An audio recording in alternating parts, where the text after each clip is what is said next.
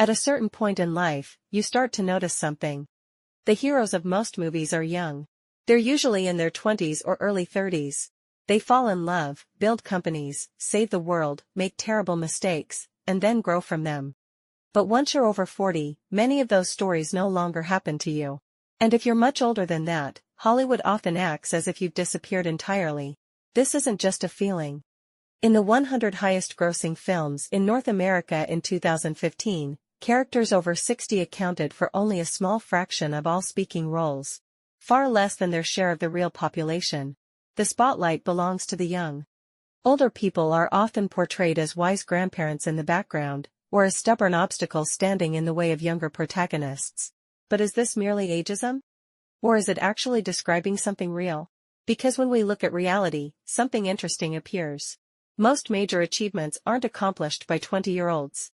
Many Nobel Prize-winning discoveries in physics are made after the age of 40. Successful entrepreneurs are, on average, much older than the media would have you believe. Studies have found that the average founder of a high-growth startup is around 45 years old. Many of the world's most influential directors, artists, executives, and political leaders are well past middle age. So if older people are still doing great things, why don't we see more stories about them? The answer is that there are really two kinds of aging. Most people gradually withdraw from the center of life.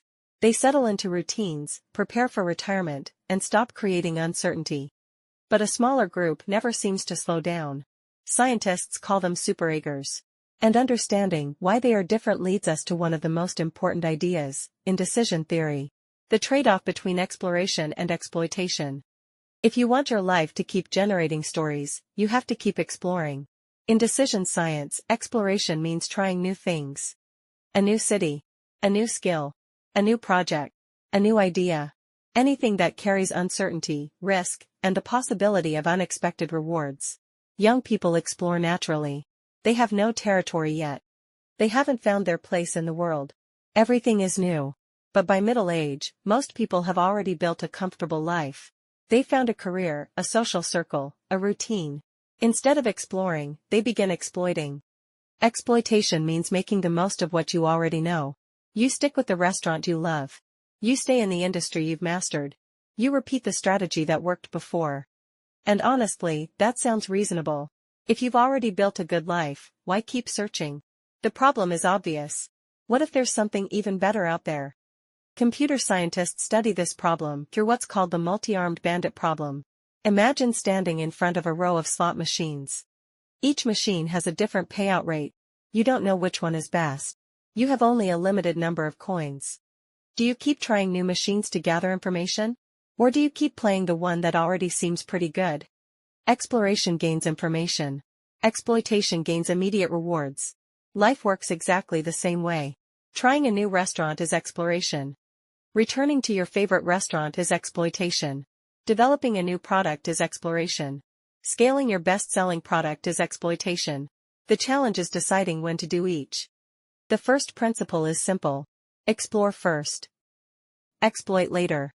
How can you know what the best opportunity is if you've barely seen any opportunities? Yet many people skip exploration entirely. They accidentally enter an industry and decide to stay there forever. They graduate from college and immediately start planning the next 40 years. A better approach is to treat the early part of life as a sampling period. Take internships. Work across departments. Build side projects. Meet different kinds of people. Write. Travel. Experiment. Gather data before committing. The second principle is equally important. Don't explore forever. At some point, you have to commit. Otherwise you become a professional beginner. Decision theorists call this the optimal stopping problem.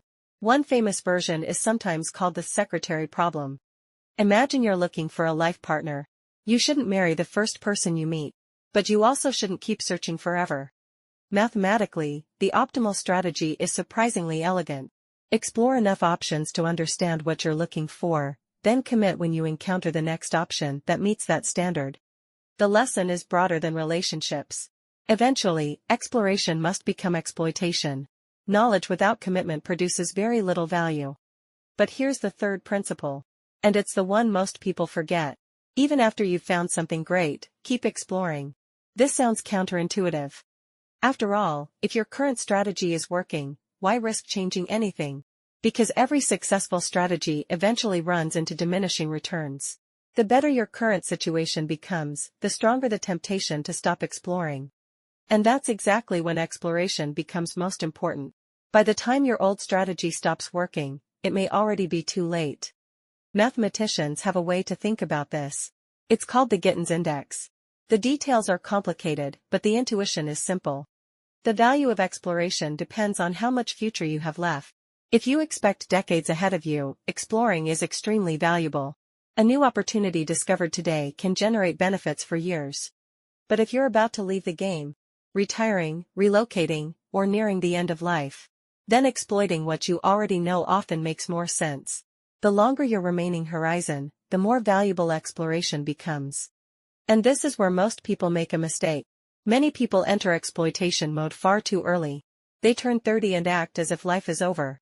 They refuse to switch industries. They stop learning. They avoid new technologies. They say things like, "I'm too old to start." Meanwhile, they still have 30 or 40 years of productive life ahead of them. From a decision theory perspective, that's absurd. What's even more fascinating is that, withdrawing from exploration may actually accelerate aging itself. Research consistently shows that social isolation is associated with higher mortality. Recent studies suggest that isolated individuals often exhibit biological aging that exceeds their chronological age. Why? Because a vicious cycle emerges. Less engagement leads to fewer challenges. Fewer challenges lead to less stimulation. Less stimulation encourages withdrawal. Withdrawal leads to even less engagement. And the cycle continues. In many cases, people don't withdraw because they're getting old. They become old because they've withdrawn. This brings us back to superagers. Researchers studying people over 80 discovered something remarkable. These individuals often possess memory and cognitive abilities comparable to people decades younger. Their brains appear unusually healthy. They remain socially active. Many continue working, creating, and learning. Of course, genetics matter. Exercise matters. Diet matters. But one factor repeatedly stands out. They continue learning difficult new things. Not passive entertainment. Not scrolling endlessly. Not consuming content. Actual learning. Learning photography. Learning languages. Learning music. Learning skills that require effort, attention, and growth. Studies have shown measurable improvements in memory and cognition among older adults who engage in serious learning. In some experiments, participants in their 60s, 70s, and 80s achieved cognitive improvements comparable to people decades younger. That's astonishing. Because it suggests something profound. Youth isn't a number. Youth is a pattern of behavior. And perhaps the most successful people don't choose between exploration and exploitation. They alternate between them.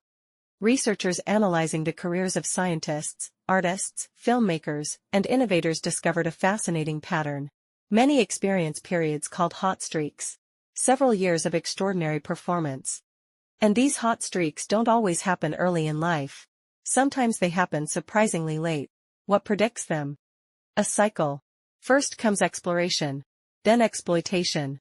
Then exploration again. Then exploitation again. The artist experiments wildly. The scientist explores different ideas. The entrepreneur tests multiple directions. Eventually something clicks. They discover a vein of gold. Then they focus. They exploit. They go deep. They produce their best work. And once that vein is exhausted, they begin exploring again. The cycle repeats. This may be the real secret of staying young. Not preserving your appearance. Not pretending you're 25. But maintaining the ability to move between exploration and exploitation. To remain curious. To remain unfinished. To remain open to surprise.